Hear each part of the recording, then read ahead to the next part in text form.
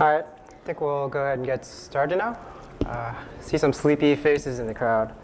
Everybody get some food coma? Yeah, I killed a pizza and now I regret it, so. Cool. So my Twitter's here. I posted my slides. I know some of you guys sitting in the back might have some trouble seeing, so I went ahead and tweeted those out. So if you check out my Twitter, you'll be able to get the slides, download them, check them out. You can follow along as we go through this together. So hello, everybody. My name is Alex Liu. And quick introduction, I work at Netflix, and I'm on the UI platform team. So our team stewards the Node.js infrastructure for use across all of our UI platforms. And so we work on a lot of really cool Node-related projects, but we also work on other neat things like Falcor. So if you attended Joffre's talk at the last session before lunch, yep, that's also under the purview of our team. So we work on a lot of cool stuff. I'm always happy to talk shop, so definitely feel free to come find me afterward and we can talk. So today, I'm actually really excited that this many people showed up to talk about errors. That gets me really, really happy. And so we'll be talking about errors today. And I thought we could actually start off with a short story about what I think is one of the greatest errors in human history. And that is the destruction of the Library of Alexandria. So it was founded in the 3rd century BC, and it's kind of hard to have exact numbers now, but at the time it was estimated that they had probably like 400,000 something scrolls, right? So it was rightly considered to be sort of the leading intellectual metropolis of the Hellenistic world. Now, as a research institution, they had tons of works, not just on math, but astronomy, physics, and the natural sciences. Louder? Louder! All right, is this better? I feel like I'm screaming now. Great. So unfortunately, peace never lasts long in the ancient world. So civil wars and sort of power struggles saw multiple acts of destruction to the library over time. And so in history, the library's destruction has sort of become a symbol for the loss of cultural knowledge, and probably one of the greatest singular losses of knowledge that we know of today. So as humans, I think we have a great desire to learn, and especially to learn from history and to learn from those before us. We want to do the right thing, and we want to avoid those mistakes made by those who came before us. And nowhere is that more applicable than software, where our mistakes are often represented as bugs or errors in our code. And that's OK, right? Like, we all have bad ideas, we all make mistakes, and we all make bad assumptions from time to time. So if anything, history has shown us that we generally have more bad ideas than we have good ones. And just in case you guys didn't get the context for this picture, it was a fresco in a Spanish church that was flaking due to moisture, and one of the good parishioners kind of took it upon herself to do a restoration. Good intentions, right?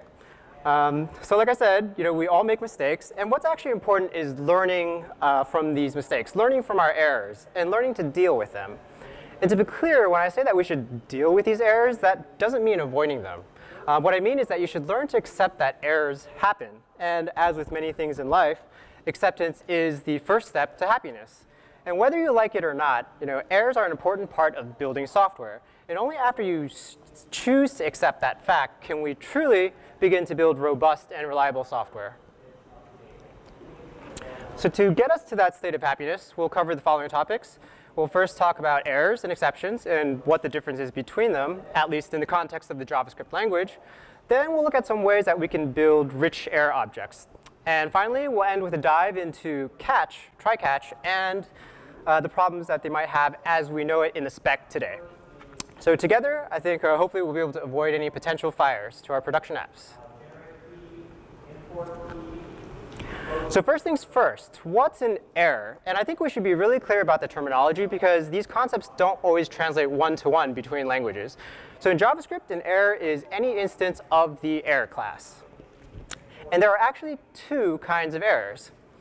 So we have our expected errors. They're also known as operational errors, right? So these are runtime errors that your system knows about. An example of this that everyone should be familiar with is invalid input. If you get invalid input from the user, that's expected, right? So you should be able to handle that. Or if you're talking to an external service, network timeouts, 500s, those too are also expected errors. Now the other kind of error is unexpected error, also known as programmer errors. Now these are the expected errors' evil twin, and as their name suggests, they are more or less bugs in your code. And these are much more insidious. Because unexpected errors occur as a result of programmer errors, that means in 99% of cases they can never really be handled properly. So once you have an error, how do I actually communicate these errors, right? You can't always handle them at the level that they're generated. So for example, if you had some process that was reading a file off the file system and it failed, you probably don't want your program to blow up, right? You want that error to be bubbled up to some place in your application that can actually handle it.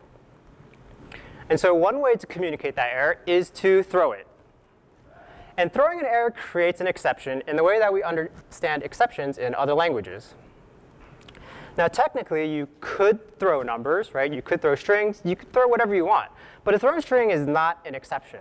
And if you were to throw something other than an error object, then seriously, just walk outside, take a deep breath, sit down, and think about what you just did. Because somebody, likely your coworker, will be cursing your name under their breath. And why is this so bad, right? Like, what's so bad about throwing non-error objects? It's bad because you don't get a call stack. You don't get an error name, and you don't get any useful properties that actually help you track down what went wrong. So if you throw, make sure that you're throwing an actual error object. And so let's visualize what this looks like. This might be pretty familiar to all of you. So we have something in our code that calls down to other files, and then an error is thrown at some point. So an exception is created, and that will keep on going back up the call stack, right, until it finds a catch statement somewhere. So finally, it's caught, and we'll handle that error at that point in time. And of course, as expected, if you don't handle that error, then your app will crash. So in practice, the code might look a little bit something like this, right? We have a function here which retrieves some stock prices, and then when it fails, it'll throw an exception. And then we can sort of wrap that code with a try-catch, handle the exception, and then do something else in our UI. So here, if in the happy path, we'll write out the price of the stock. If it's unhappy, we'll just say, hey, it's not available. Now let's look at another common scenario where throw might not work. So we've still got this get stock price now, but it's async, right? Who's done this before? Or rather, what's wrong with this? Nobody's done this before? All right, you're all liars, because I know everybody who's done JavaScript has tried to do a try-catch around an asynchronous function at some point. And so because this function is async, right, you can't try-catch code that's actually executed in a different event loop tick. So to actually handle this scenario, what we've done is to create this concept of error-first callbacks. So the idea is that you can use a callback to communicate any errors that might have happened asynchronously. And you do it by passing back the error object as the first argument in your callback. Now this pattern, for anybody who's done a lot of Node, you're probably pretty familiar with it. It's kind of more or less become the de facto standard now for asynchronous APIs in both Node and JavaScript. So if you get an error back, you should be able to handle that, right? So here, we get the error back, and like we talked about, if it's a timeout or a 500, these are expected errors, and you should be able to handle them. And so what we'll do is we'll check, do we have an error object? If so, hey, write out our UI update and say it's unavailable. Otherwise, it's our happy path, and we'll go ahead and put that price into the page. Cool. So our UI can now handle both happy and unhappy paths. Now, you can't always handle those errors where you are, right? Just like with try-catch, you need a way to bubble that error up until it gets to someone who can handle it. And so sometimes all you can do is return that error to the caller and let them figure out how to handle that. So in this case, say our function doesn't know what to do with that error. We invoke that callback with the error, so the caller will be able to get that object. So just like with our try-catch, we can visualize this. You get an error, and that just keeps on getting sent back up the callback chain until somebody handles it. So it looks pretty similar, right, to the try-catch case that we looked at earlier. Now, there's one major difference here. And the difference is that you have to be very explicit about both passing the error along as well as actually handling that error at some point. Right? If you don't, then that error gets swallowed. And that's a key difference compared to the exceptions that we looked at. And so because we have to be explicit about handling these error objects, that means errbacks themselves are, in effect, a channel for expected errors. So unlike exceptions, errors passed to your callback do not automatically crash your process. So that means for every error object that you ever return to in any async API that you call, if you're not explicitly handling it or not bubbling it back up that callback chain, then you're swallowing it somewhere. And that's always a bad thing. So everyone here who has worked in Node is already like, cool, I kind of get that, right? Makes total sense. If I'm in a synchronous context, I'll throw. If I'm in an async context, then I'll use callbacks. And that seems pretty straightforward, right? Right? I would contend that that's not exactly the case. And while this works for really small modules and small surface APIs, when it comes to building really complex applications, it can make things exceptionally difficult to reason about. And this was OK in languages like Java, right, where everything was synchronous, and you could try catch everything under the sun. But in, say, something like an environment like Node, where 90% of the time you're doing something asynchronous, sometimes you might be in a sync context, you might be in an async context, you can't safely make any assumptions about where you are in that stack. And so generally, yeah, you want to favor errbacks in this scenario because it's just easier to reason about. Yep, there you go. Favor errbacks because of consistency. So now we've covered expected errors. Let's talk a little bit about unexpected errors and how we communicate those. And because they are unexpected errors, that means they're thrown automatically, right? So everybody's familiar with this, right? You make a typo in your program, and your program throws an exception, and it dies, right? So that means typically unexpected errors will kill your program by default. So you could try catch these like your expected errors, right? But what if it's async, right? We looked at this earlier. We know we can't try catch async functions. So if you have an unexpected error that's thrown in an async context, what options do we have? As it happens, we have these global exception handlers. You know, in Node, there's a process on uncaught exception handler. And in the browser, we have something similar, which is a window on error event. And you might think, hey, this is awesome. This is really convenient, right? I can use these sort of global catch-all functions to catch all errors, expected or unexpected, sync or async, and then figure out how to handle that in some way. So I should be totally using this, right? Actually, no. This is a really terrible idea. And if you use it, then I'm going to revoke your JavaScript card. And these global handlers have their use cases, but they're not meant to be used as a means to handle your application errors, right? And in fact, 99% of the time, you don't want to handle unexpected errors. So why is that the case? Why wouldn't you want to handle unexpected errors? Let's look at an example here. I apologize for the slightly small type here. But here we've basically got a function called dispatch. And it takes, let's say, an array of callbacks. So this array of callbacks called doThings.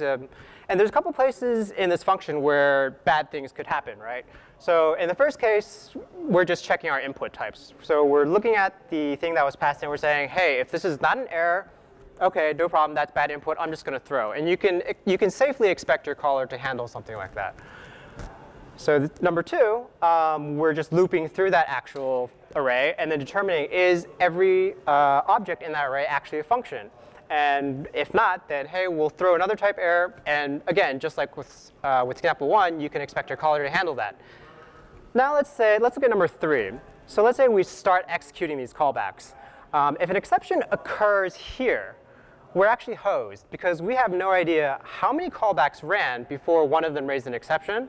And worse yet, we have no idea what side effects those callbacks had, right? And if those callbacks happen to be user supplied, then you have even less confidence about the state of your app.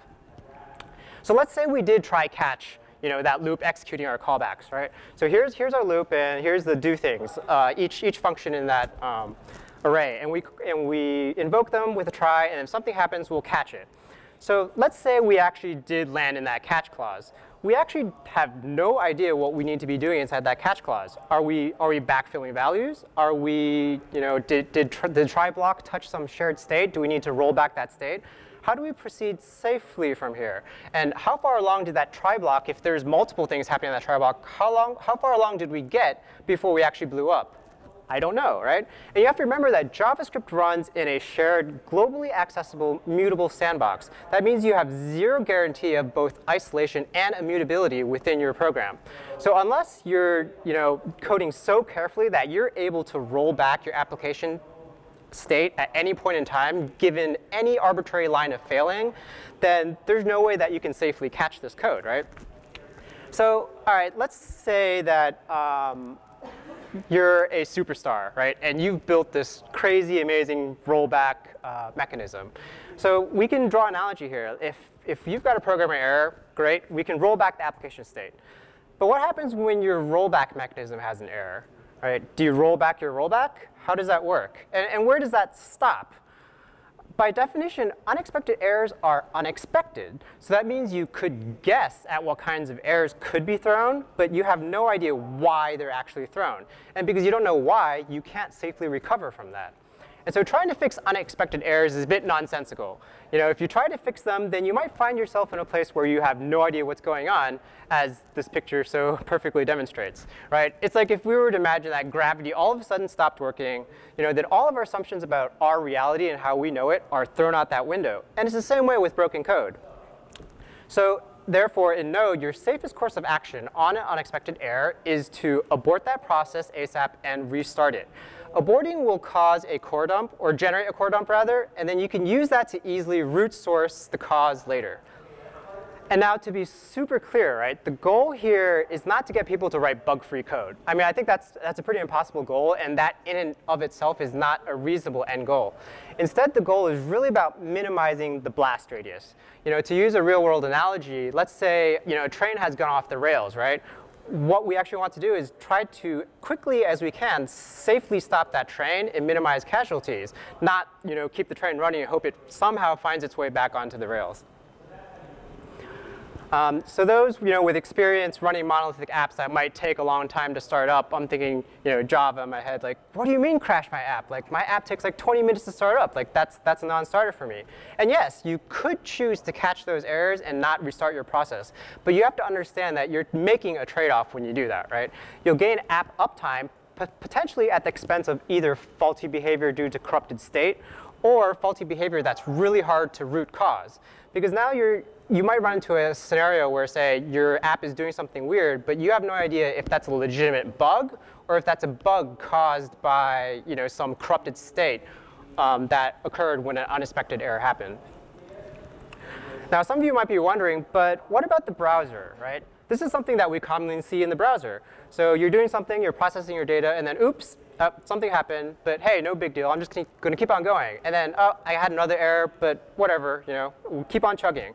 And so I'm not going to lie, I think this behavior is broken, right? In just about every environment and runtime known, unexpected errors crash your process and stop the program.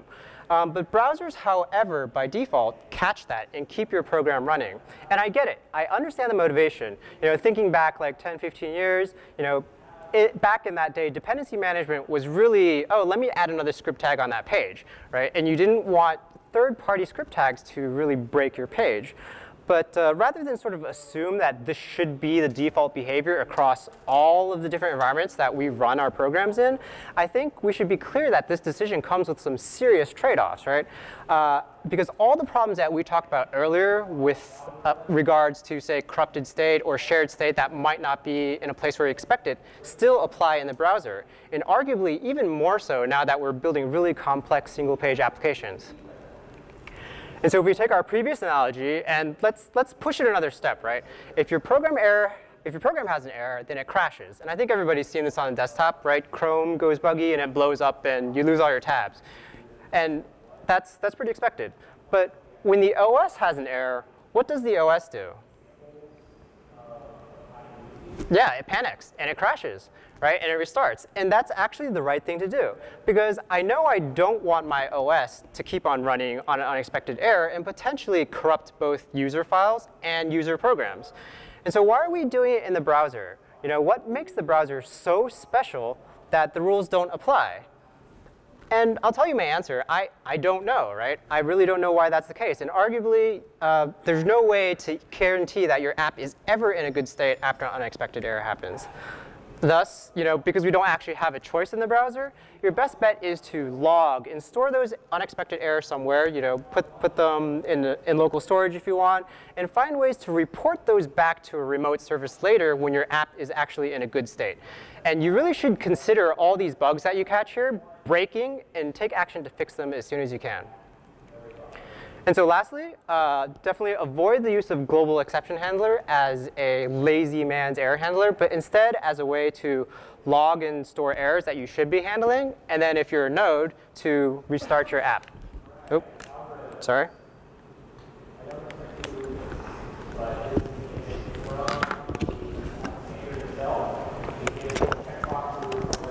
So rolling with the theme of humans making awful mistakes, This painting here is of Achilles during the Trojan War. So in the 1800s, some guy happened to stumble upon the original site of Troy, and he began digging. Little did he know that the dig site was actually 9 different versions of Troy that were kind of layered on top of each other. And this dig site kind of expanded over, I think it was like 3,000 years. But back then we didn't have that expertise, so how did he start digging? He started using dynamite. Great idea, right? Like, let's just blow up the exact thing that we were looking for. So unfortunately, it had the exact opposite effect of what he wanted. And to this day, it's still considered one of the most destructive excavations ever carried out. So clearly, preserving history is really important to us, and we want to avoid doing what this guy did. So let's look at some ways that we can build really rich error objects that can provide rich contextual clues regarding their origin, as well as the code paths that they've traveled. So our friendly Greek warrior Achilles, imagine he wants to use the internet. It's cool, right? Even mythical heroes need to use the internet. So he goes and visits his favorite website, the Library of Alexandria's website, which actually was rebuilt in 2002, by the way, so it does exist. So he goes and starts to load the page, and it'll hit the front-end server, which might hit a back-end server, which might hit a database. And all these are async calls are linked together, right? This is a pretty typical use case for, I think, for a website. And so once the data actually comes back, then Achilles will get what he asked for. Great. Let's work backward here from the innermost service. So imagine that we have this code here at the data service layer. So we're retrieving something from, say, the database. Pretty straightforward, right? We say, hey, get me the Iliad, and then I'll give you either an error object if something happened, and then your actual data payload. And like we looked at earlier, if you got an error, bubble that error back up to the caller. If not, then we return just the data that you asked for. But I think we can do a little bit better than this when it comes to error context. It might be useful to append some data to that error object. So in this example, we're adding some arbitrary properties here onto that error object, say a timestamp, or even additional messaging as you need. And I think this is becoming a fairly standard practice as well, as a way to add any additional arbitrary context that you need to your capital E error object. But I think we can do a little bit better than that. So there's a module called VErr, and which, as you can see, the constructor here takes an existing error and will actually create a new error for you. So in effect, what we're doing is we can build these chained error objects that retain all of their original history. So if we were to log these objects out to the console, the error object might look pretty familiar too. The wrapped VErr here actually has a ton of really interesting properties here. Most interesting here is sort of this concatenated message that we have, right? So we see that, hey, the underlying error was a DB error, and then the top error was that we had some missing key. So this is pretty cool, which means that we can actually take that VErr object and then log it out using something like Bunyan. Bunyan is a streaming JSON logger that's used on in the Node.js environment. And so what we end up getting here is this really long and really rich stack trace. It's pretty nice, right? One of my coworkers, Yunong, he gave a talk recently about building observable node applications using exactly this set of tools like Bunyan and a bunch of other stuff. So you guys should definitely check that out if you're interested. So now I'm actually going to take this a step further and really blow your mind, because I think we can do even better than that. So we have this module called Restify Errors, which we've built on top of VErr. And so what this allows you to do is easily create custom error constructors. So in this example here, we say, hey, make me a constructor for an error called database error, and then I can pass in some arbitrary properties, right? These are properties that might be relevant to the specific type of error that I'm created. And then we'll see that the class lookup chain is all working. So this custom error that I've created is an instance of an error, but also a VErr, but also that of a database error. And that's pretty cool. So I know some of you are probably thinking like, OK, this is JavaScript, like types. I don't need no types, right? Why do we need types? There's actually a pretty good reason for having these. That means that, let's say, at the UI layer, right, when we finally get all of our data back, we can inspect that error object. And then depending on the type of that error object, handle it appropriately. So here, we're requesting for some data from our API. We get something back, and then we say, hey, look at the error object that was returned to me. Is it an HTTP error? Is it a network error? Is it a database error? I could choose to render out something differently based on that error type. Now, because I can do inspection of that error object, I could also say do additional logging, metrics, or whatever you want to do. And Bunyan also knows how to work with these rectify errors too. So I know this text is a little bit small, but for those of you in the back, what we're seeing here is actually a rendering error that spits out a typed render error, which then spits out a data validation error, which then spits out a request error, which then finally spits out a bad request error, which was caused by an HTTP 400. So this is really great, right? Because now we can easily look at our logs and say, hey, I rendered an error page, and I know exactly why that error page was rendered. Without having to look at any code, I can now see the context of my entire path here. And that's really great. Compare that to something like this, where it's just some arbitrary error object with no context, no history, short of me actually going into the code base and grepping for the string something happened. It's next to impossible for me to figure out what actually happened. But it's cool. It's cool. Thanks for letting me know that something happened. So always use typed errors, especially when you have errors that are specific to your application. You'll want to use those as a way to be able to handle very, very specific scenarios. And then definitely use verr or rectify errors to build those really rich stack traces that we looked at earlier. And just so I'm super clear here, rectify errors, you can use that even if you're not using rectify. It's called rectify errors because we originally broke it out of the rectify core. But if you're using express, you're using happy, you're using whatever, you can use that just as well. So I think these are absolute must-haves, especially when you're running production services.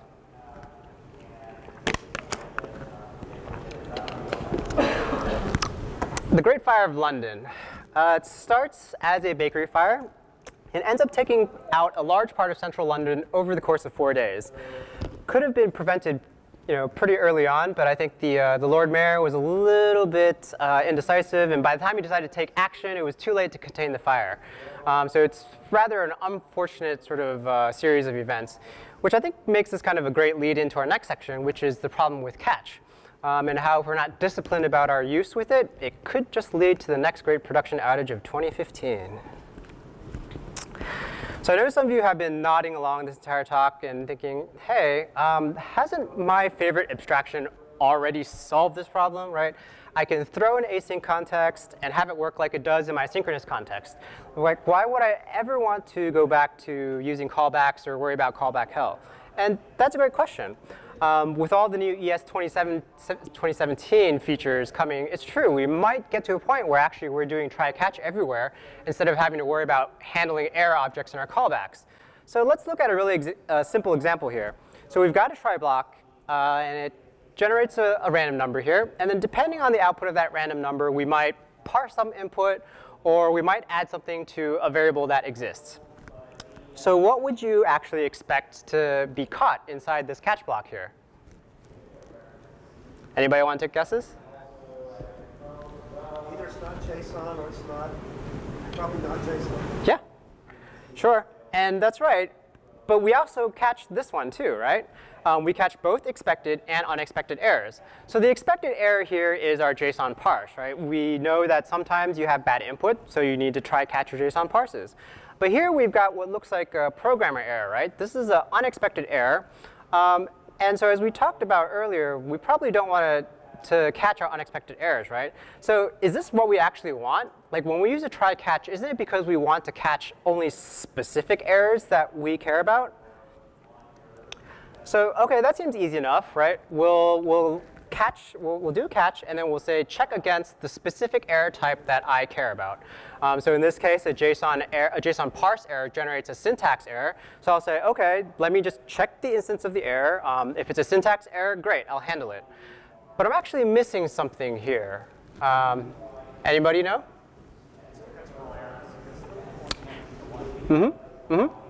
Yeah, exactly. And I'm catching that error, and I'm forgetting to rethrow it, right? Any other error that I don't care about, I actually want to rethrow because I want that to be bubbled up because I can't handle it here, right? And so if I had forgotten this line, then I'd be swallowing errors. And to me, that seems a little bit unsettling. So you could make your life a little bit easier and say, OK, I'm going to centralize all of my throw logic into, say, a common library or a common module, and then just pass my error to it. And then it will say, like, hey, look at the error types. And if it looks like something I know I can handle, I'll handle it. Otherwise, I'll rethrow it. Now, to be clear, this doesn't actually absolve the developer of making that call, right? It just makes it a little bit more dry. Now, that's not the only problem here. Going back to our original example, there's actually another subtle issue here that some of you might have noticed. Sorry? Yes, that's true. That's true. But we'll talk about that a little bit later, because this is, yeah, it's a really good point. Let's talk about it afterward. So the problem with this example here is that checking for syntax error is not actually what we want, right? This is not actually the desired behavior. Because if, say, we were doing something crazy like doing an eval inside that try-catch, both of these throw syntax errors, but one is expected and one is unexpected. So how do we actually catch just the one that we want, right? We really only care about that JSON parse error. And if you were to ask me, ideally, my suggestion would be like, hey, I want to ask for a language spec change, and I want a JSON parse to actually give me a parse error.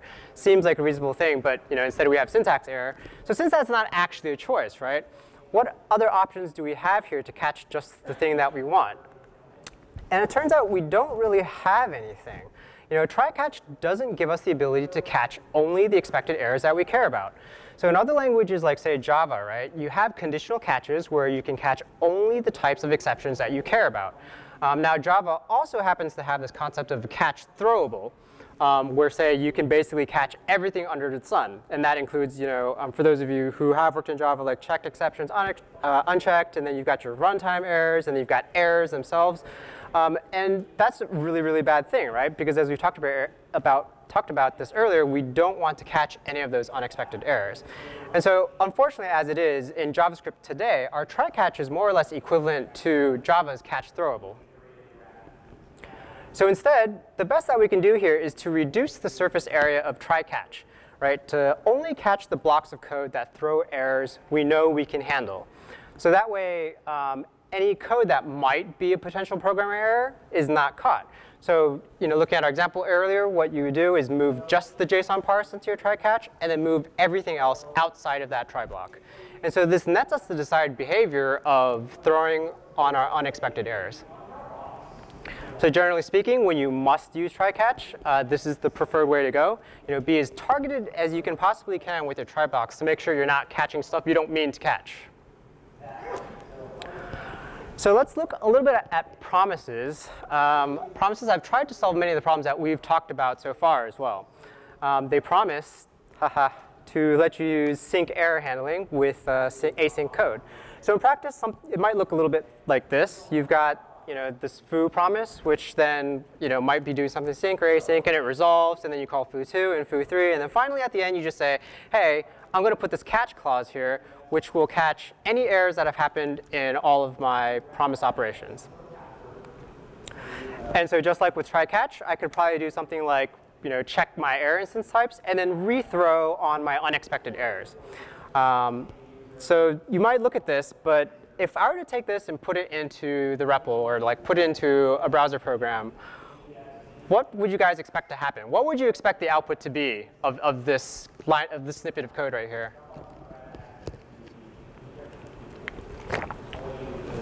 So I took the liberty of doing this for you guys. This is what it looks like.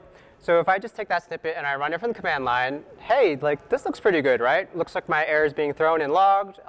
Everything looks as expected. And so I'm like, OK, sure. But you know what? I'm just going to double check something. Like, I'm going to check the exit code of my program. I mean, it all looks pretty good, but I just want to make sure. So I'd expect that to be a 0.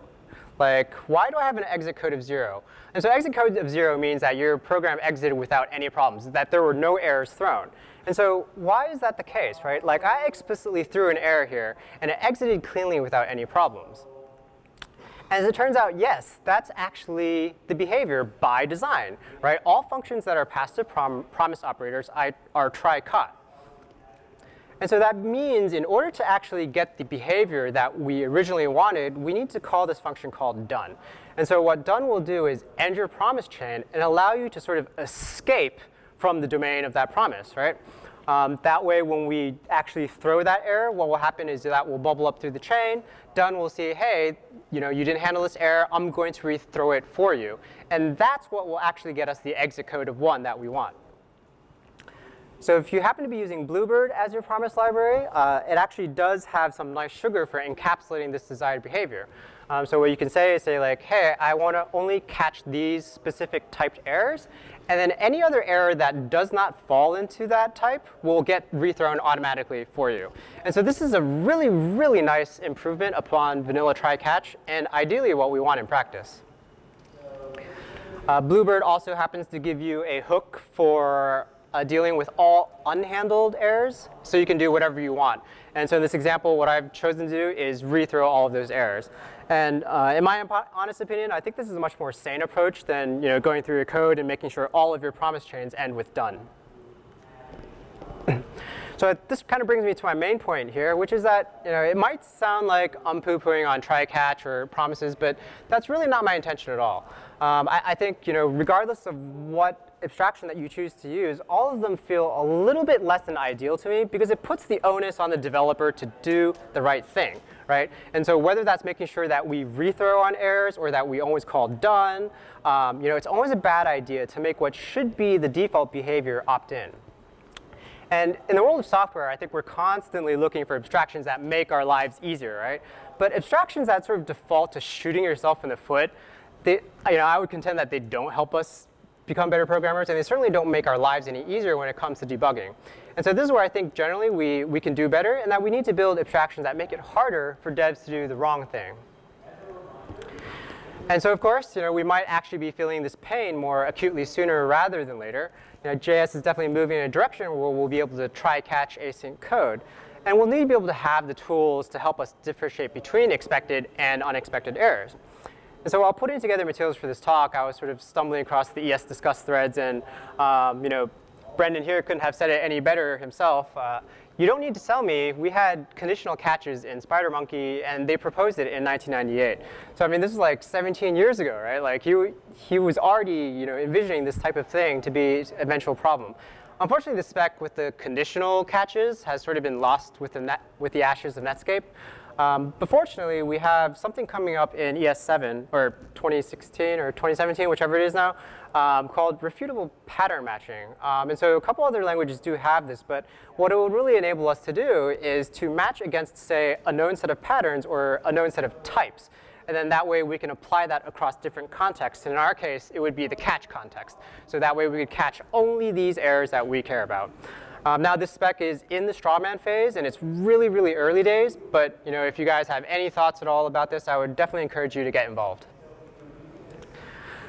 So at the end of this, I think there's really only 5 major things that I want you to walk away with. So number 5, we'll start backwards here. Use VErr and rectify errors, right? It should be pretty clear that no matter what your error handling strategy is, you should be able to leverage these modules for richer errors. As long as you're working with capital E error objects, then you should be using these libraries.